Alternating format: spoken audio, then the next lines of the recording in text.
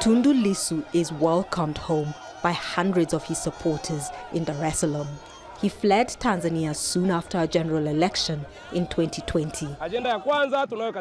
We now want a new constitution. Lissu will stand firm when it comes to constitutional and election reforms.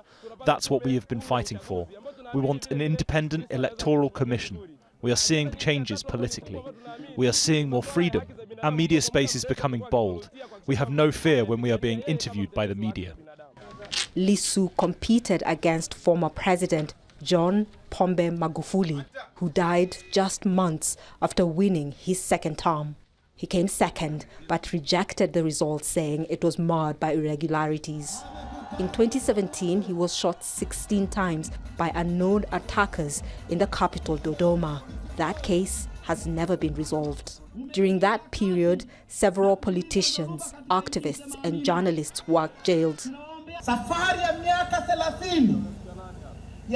Tanzania's 30-year journey as a multi-party country was not easy. It was not decorated with marble, but it is decorated with stones. There is blood spilled and people have suffered. But things have since changed politically. President Samia Suluhu Hassan recently lifted a ban on gathering of political parties imposed during that election. Opposition leaders have been calling for electoral and political reforms for many years and an independent electoral commission. They say they also want the head of state to be held accountable once a presidential term ends.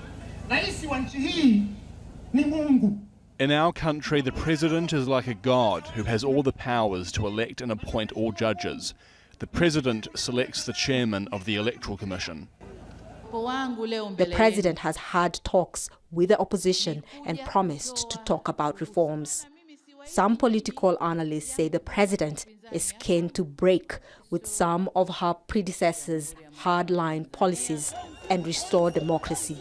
Tanzania goes to the election in 2025, and many here are hoping the president will not go back on her words as the election draws nearer.